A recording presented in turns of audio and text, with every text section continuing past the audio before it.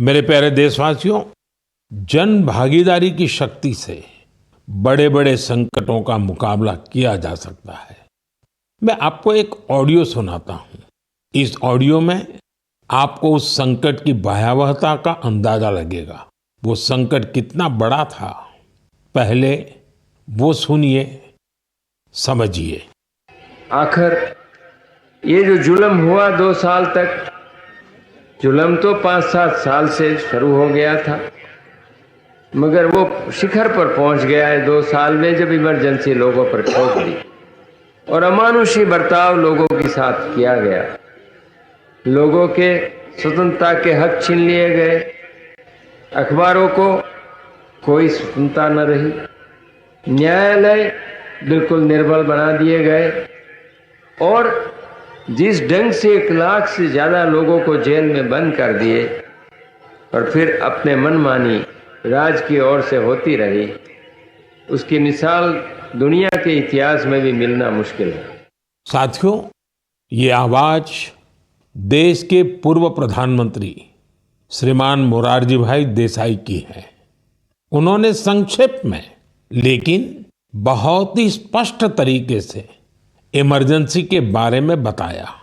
आप कल्पना कर सकते हैं वो दौर कैसा था। इमरजेंसी लगाने वालों ने ना सिर्फ हमारे संविधान की हत्या की, बल्कि उनका इरादा न्यायपालिका को भी अपना गुलाम बनाए रखने का था। इस दौरान लोगों को बड़े पैमाने पर प्रताड़ित किया गया था। इसके ऐसे अनेक उदाहरण हैं जिन्हें कभी भी भुलाया नहीं जा सकता। जॉर्ज फर्नांडिस साहब को जंजीरों में बांधा गया था। अनेक लोगों को कठोर यातनाएं दी गई। मिसा के तहत किसी को भी ऐसे ही गिरफ्तार कर लिया जाता था। स्टूडेंट्स को भी परेशान किया गया। अभिव्यक्ति की आजादी का भी गला घोंट दिया गया। साथियों, उस दौर में जो हजारों लोग गिरफ्तार किए गए, उन पर ऐसे ही अमानवीय अत्याचार हुए। लेकिन ये भारत की जनता का सामर्थ्य है कि वो झुकी नहीं, टूटी नहीं और लोकतंत्र के साथ कोई समझौता उसने स्वीकार नहीं किया। आखिरकार जनता जनार्दन की जीत हुई। आपातकाल हटा लिया गया और आपातकाल थोपने वाले हार गए। बाबू जगजीवन राम जी ने इस बारे में बहुत ही सशक्त तरीके से अपनी बातें रखी थी। बहनों और भाइयों, पिछला चुनाव नहीं था, भारत की जनता का एक महान अभियान था। उस समय के परिस्थितियों को बदल देने का, तानाशाही के धारा को मोड़ देने का और भारत में प्रजातंत्र के बुनियाद को मजबूत कर देने का।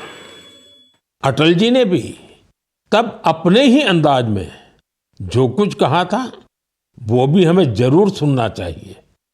बहनों और भाइयों, देश में जो कुछ हुआ उसे केवल चुनाव नहीं कह सकते। एक शांतिपूर्ण क्रांति हुई है।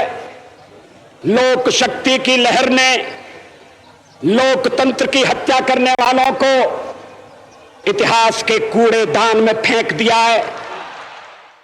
साथियों, देश पर इमरजेंसी थोपे जाने के 50 वर्ष कुछ दिन पहले ही पूरे हुए हैं। हम देशवासियों ने संविधान हत्या दिवस मनाया है। हमें हमेशा उन सभी लोगों को याद करना चाहिए जिन्होंने इमरजेंसी का डटकर मुकाबला किया था। इससे हमें अपने संविधान को सशक्त बनाए रखने के लिए निरंतर सजग रहने की प्रेरणा मिलती है।